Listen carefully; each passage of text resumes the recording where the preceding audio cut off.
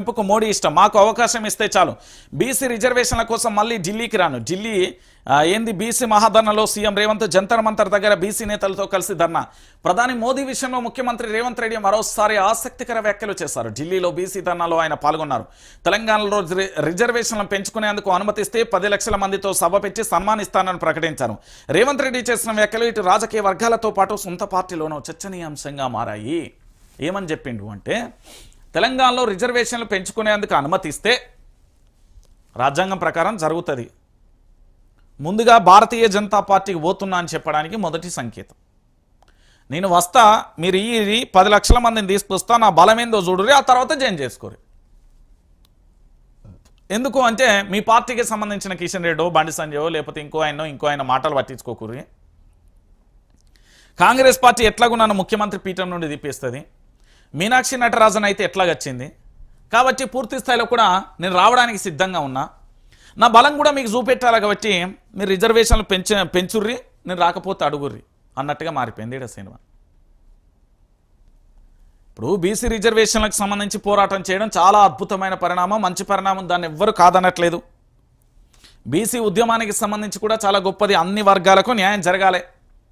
SC ST BC minority OC అన్ని రంగాలకు సంబంధించి అందరికీ కూడా న్యాయం జరగాలి, అది ఘంటాపదంగా అందం.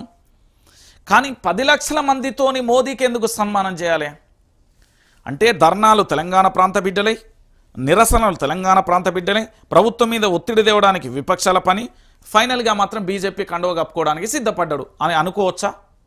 ఈ మాటలలో మర్మం ఏంటి అనేది తెలంగాణ ప్రాంత ప్రజలు కూడా ఆసక్తిగా ఎదురుచూస్తున్న పరిణామం ఇది. తెలంగాణ యావత్తు సమాజం కూడా ఆసక్తిగా ఎదురుచూస్తున్న పరిణామాలు ఇవన్నీ. నేను ఎందుకు చెప్తున్నానంటే, తెలంగాణ ప్రాంత బిడ్డలారా మీరు మళ్ళీ ఆలోచించండి. ఈ తెలంగాణలో పూర్తి స్థాయిలో కూడా చాలా దారుణమైన పరిస్థితి. ఎందుకు నేను ఈ విషయాన్ని చెప్తున్నానంటే, తెలంగాణలో జరుగుతున్న పరిణామాలలో మీరు ఎక్కడైనా ఆలోచించండి. ముఖ్యమంత్రి గారు నిర్ణయాలు ఎప్పుడైతే వ్యతిరేకించిందో కాంగ్రెస్ పార్టీ నుండి జంప్ కావడానికి అన్ని రకాలుగా సిద్ధపడ్డాడు అనేది వాస్తవమైన విషయం. ఇక ఇది ఇట్లున్నదా, ఇక తెలంగాణలో మరొక అంశానికి సంబంధించి చూడాలి. ఇగో ఇది ఇన్నర్ అవులా 20 కోట్లట.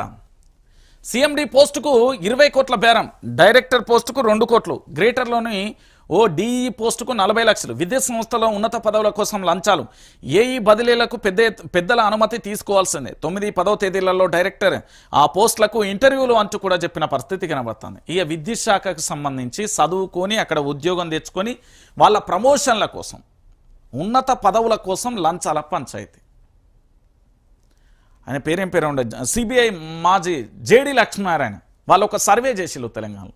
సర్వే చేస్తే ఏమని వచ్చింది అంటే, ఫైలు కదలాలంటే పైసా కావాలి అని వచ్చింది. ఇది నిజం చేస్తూ ఇక్కడ ఈరోజు మనం వార్త చదువుతున్నాం, వాస్తవమైన విషయం. ఎందుకు అంటే, సిఎండి పోస్టుకు 20 కోట్ల రూపాయల బేరం పెట్టిల్లట వీళ్ళు, డైరెక్టర్ పోస్టుకు 2 కోట్ల రూపాయలు. ఇక చదువుకున్నాడు ఎందుకు, ఉద్యోగం తెచ్చుకున్నాడు ఎందుకు, ఉద్యోగం తెచ్చుకున్న తర్వాత ఇన్ని కష్టాలు ఎందుకు అనేది కూడా ఒకసారి ఆలోచించండి. తెలంగాణ ప్రాంత ప్రజలందరూ కూడా ఆలోచించాల్సిన విషయం ఇది. సిఎండి పోస్టుకు 20 కోట్ల రూపాయల భారం పెట్టిర్రు అంటే ఇంతకంటే ఇక దారుణమైన విషయం. మరి వీళ్ళకి పైసలు ఎక్కడి నుండి వస్తాయి? నెలకు వచ్చేదో 50,000 60,000 మహా అంటే లచ్చ. మరి కోట్ల రూపాయలు ఎక్కడి నుండి వచ్చినాయి అంటే అక్రమంగా సంపాదించిలా. ఒకటి, ఉన్నత పదవుల కోసం పదవులు లంచాలు ఇచ్చుకుంటా పోతే రేపు పొద్దుగాల వీళ్ళు మళ్ళీ సంపాదిస్తారు కదా. అంటే తెలంగాణలో లంచ అవతారం ఏ స్థాయిలో ఉన్నదో కూడా ఈ జుత్త మీకే అర్థమవుతుంది. ఇంతకంటే ఇంకా పెద్దగా ఆలోచించాల్సిన అవసరం లేదు. ఇక దాంతోపాటు తెలంగాణ రాష్ట్ర వ్యాప్తంగా